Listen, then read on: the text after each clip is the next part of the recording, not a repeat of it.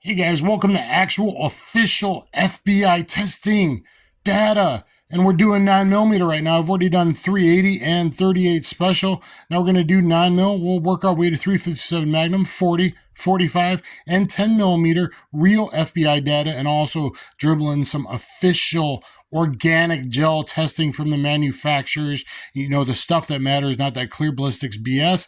I highly suggest you get this. Have force options, know how to retain, know how to fight. It's 4.5 hours long, the highest rated on the biggest site in the world.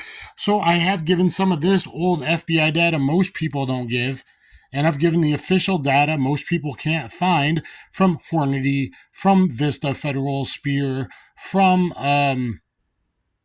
Winchester. I've recently found and done 2 full videos on Winchester. So let's look at how the 9mm did back in '89. So there's wound ballistic workshops after the Miami Dade shooting with the silver tip going through the arm. Look at Paul Harrell's excellent 9vs40 video for more on that and on the Miami Dade shootout. So anyway, we're doing real testing here. 4.25 inch SIG 226 barrels. And the top 9mm load through the 8 events at the time, not the 6 you're doing now, only an 82.5%.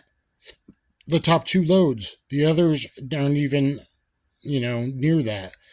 So the top 2 loads, and this is overall scores, averages of 40 rounds. The HydroShock 147 grain and the HydroShock 124 grain. So keep that in mind. But that's overall scores through things like steel and windshields and things like that. We'll be talking about this because I recently tested that ammo. Let me find my bullets. So please subscribe to both Dan the Wolfman and my new channel, Ballistics Gel, where I'll give all kinds of data. I've done 5 of my own ballistics tests so far and things like that. My very popular 9vs45 4-part series, actual no BS ballistics data, where I compare all the exact tissue crush for each round in various calibers from official data. Let's look at the 9mm. So we're looking at overall 17.21 penetration and 14.67 on the 2 best HydroShock rounds, 124 on the bottom, 147 on top, with a .506 expansion, .485. So the overall expansion isn't great, again, because obviously going through steel and windshield stops expansion, rips those pedals back, sometimes nose dives, hollow points, and things of that nature. But here's the data I doubt you've ever seen before, because I've been a ballistics nerd for years, and I just found this last night. So starting out with a Winchester 115 plus P plus load. That's interesting. This is tested not in '89, but all the way back in 1998. This is probably the round that previously, a few years earlier, before Secret Service went to 357 SIG, they did their own secret testing studies. Boy, I'd like to get my hands on that. And this is the round I believe that they selected. Durgel 9.55, closed gel 10.15 penetration, but awesome expansion, awesome energy jump. Well, what did Winchester have to say about that official data? I just happen to have it written down. There, the second one, 115 plus P plus Ranger, 10.7 penetration, 0.78 expansion. I should have mentioned this in the 38 video. Winchester kind of gets away with measuring expansion, it seems like, at the bottom of the tips, the bottom of the shank. While those look nasty and people talk about it, guys like DrGkr, Martin Fackler's student, realized, once high-speed cameras come around and stuff, that the very few microseconds of temporary crush cavity, long story short, it doesn't really matter. You should just measure expansion at the front of the bullet tip. Remington plus P plus. Didn't know they ever made that. All right, so we're talking low on penetration, but big expansion, but it looks like back in the day, you basically had to go to plus P or plus P+. 115 gold dot. Tested in 97, that's interesting. So not great expansion in the heavy clothing. 93, we got slightly better results. Corbon, you Corbon lovers. Whew, that's really low on penetration. That is very low on penetration, guys. 9BPL Lee. Favorite of mine, I talk about it in a lot of videos. Was a favorite in many police departments around the country, even DeKalb County just a few years ago. Georgia. The Border Patrol, CBP, and shallow penetration. Gun Sam recently tested a brand new, very hot box. Arizona Air Gunner recently tested an old box. Gun Sam previously tested some I sent him. Silver tip. 1989. So maybe after 86, FBI got in Winchester's ear and they started to make it perform better. Because this isn't that bad for the daytime for clothes. 11.8-inch penetration, 0.58 expansion. Maybe they were already making some rolling changes to the silver tip, which supposedly was not very steady in its performance back in when the Miami-Dade shooting happened. And I've heard it was only getting 8 inches of penetration in organic gel, which was also the 8 inches of penetration through an arm and into a body of a shit bag.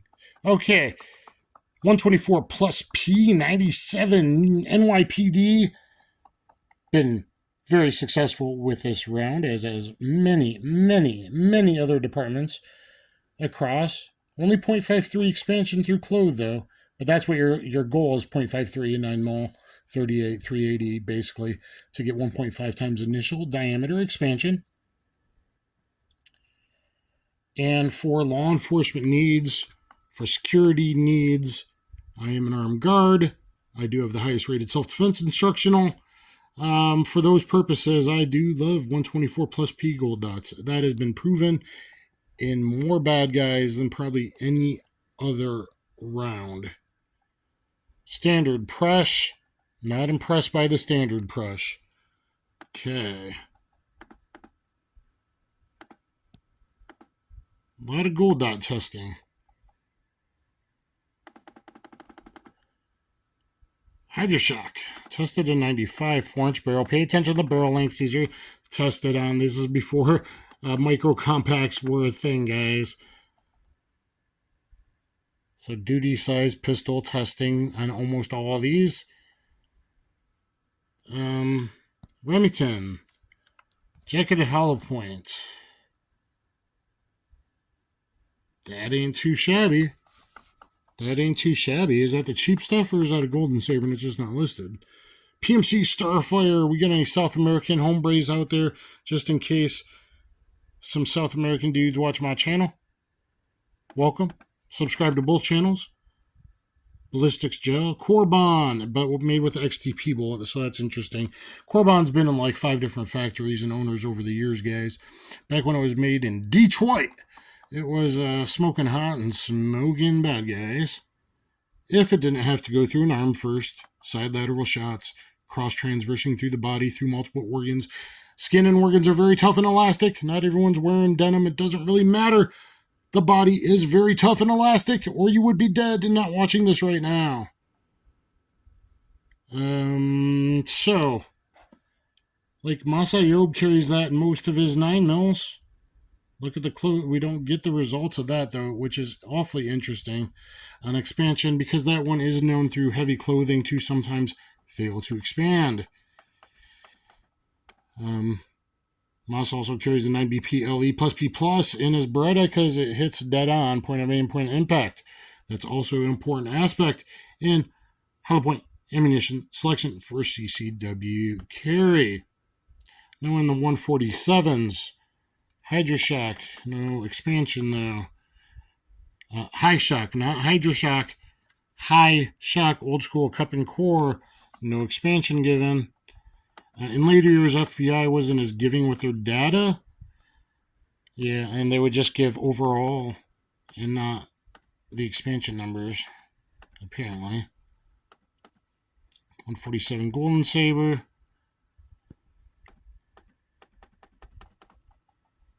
147 Hydra Shock. No good penetration, guys. No expansion. Remington hollowpoint in 91. That's good. 147 hollowpoint. I wonder if that's changed over the years. That's surprisingly good. I've never been a big fan of 147s, especially in shorter than 4-inch barrels. I'm a more 124 plus P or hot 124 kind of guy. Like this hot punch I tested, and I give lots of data on. Please look at the ballistic videos. That's interesting. Hydra Shock from an Arlen M9 16.5-inch barrel. M9, or, aka camp carbine made for police, I believe. So there we go. Penetration expansion. So you PCC guys might want that info. Go one more and then we'll go on to other stuff. Oh, that's not official FBI data though. So, all right, but what about tech has changed and made 9mm better? Yes, tech has also made 40, 45, 10mm, and every other caliber better as well. Let's look at some critical defense. 115 grain critical defense. I do like this on Hornady's LE site that they give real world barrels performance, not just 4.5, 4, 5, or 8-inch vented barrel. They give real barrel length, so that's awfully nice. Let's see what they're claiming. Gelatin performance. Heavy clothing, only 11.25 inches. Now, for most civilians, is that probably okay? Yeah, I have a very controversial video on that. 10.5 to 12 is probably okay, unless it happens to go through the arm first that's shooting at you, stabbing you. Whatever, and especially side lateral through the upper arm, or worse, smacking on that shoulder bone. So 11.25 with 0.55 expansion. Remember, bare gel, you're probably getting more expansion, less penetration. Pulled from bodies, it either always looks like heavy clothing, often, a lot of times, it looks like the heavy clothing bullets and penetration numbers, or it looks like a mixture between bare gel and the heavy clothing. And we're heterogeneous. We have space in our bodies. We have different organs and tissues. Let's look at some Winchester data from their data on newer stuff. Ranger T-Series. I don't hate that T-Series plus P.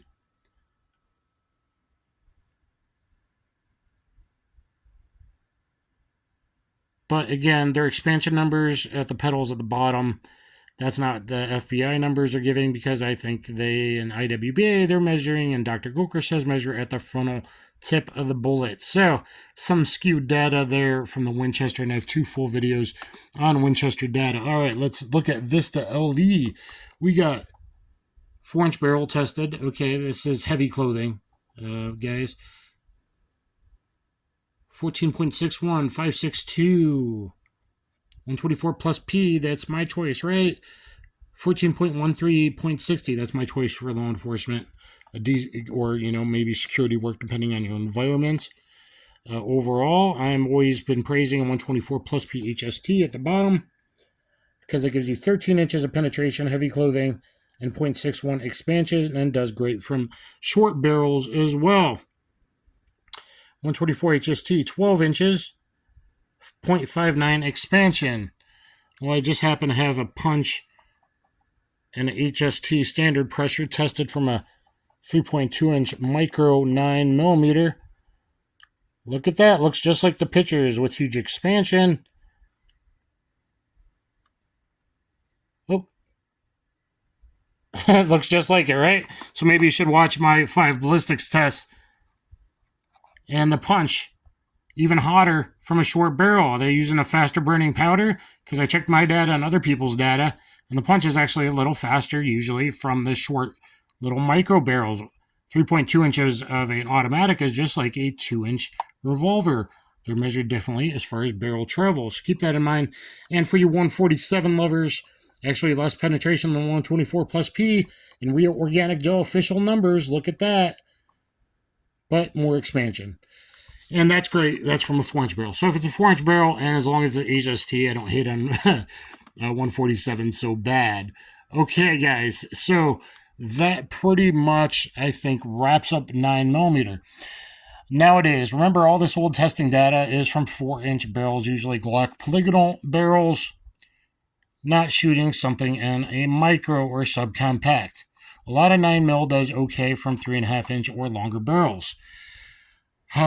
Especially if it's a shorter barrel, guys. I for years, Federal did just send me this ammo to test, okay, a few weeks ago. But for years, I've been praising HSTs across the board, even from short barrels. They will expand in a wide range of velocity or barrel lengths, okay? So their expansion threshold is very low. It'll expand even from short barrels. HSTs friggin' rock. Punch looks to be that same way for a cheaper out-of-pocket cost and available in big box stores. Before we go, I'm going to give you some Winchester weight box data I forgot to give you, which I tested these against, by the way. So officially, there's some Winchester weight box numbers so you know in your ammo selection, this is Winchester's official data, clothing, heavy clothing, or maybe 4-layer denim, depending on when they did this. Initially, they did 4-layer denim. They did not say if they eventually switched to 4-layer heavy clothing or not. Winchester weight box 115, 40 cal 180, and 45 230. Again, 45s are from a 5-inch barrel tested. 9 and 40 are typically tested from a 4-inch barrel. Keep that in mind, because this will do really good from 4 1/4 or longer. You are not going to meet expansion threshold from less than 4 1/4 inch, most likely with a Winchester weight box 45. So please, you AARP guys like me, since I'm getting really old, please keep that in mind. So 11.6 on the Winchester weight box, according to FBI. That's a failure, and that's Winchester's data. So keep that in mind, guys. There's some decent 124 plus P rounds out there on the market for sure. For sure, the bestest are going to be a 124 plus P HST or Gold Dot. I've said it for years. And as far as affordability, big box stores and from short barrels, or I might pick this over an HST if I ever get an LCR 9mm or like a Taurus 905 revolver. You get a snubby 9mm, and this will fly out of a 3-inch 9mm revolver, because that's like a 4-inch barreled auto. The punch. So anyway, guys, look at the other videos. Start at the 380 I filmed first, then the 38, then the 9, then probably 357, then 40, 45, and 10mm, because it will give you a broader picture in that caliber debate that people say doesn't matter, that caliber arguments are done Lucky Gunner because you're using fucking clear ballistics BS, excuse my language. It's late at night, and I'm just so sick of the people that absolutely don't get it. And that's why I'm starting the new channel, and I have as a backup ballistics gel. So please subscribe, always comment in the comments down below. Help fight the algo that you know are against us. Good, sane, sober, legally law-abiding people that are following our ABCs. Always be carrying, and stay strapped or get clapped. Like, subscribe, please comment. Thank you, everybody. Look for the next one. Kaboom.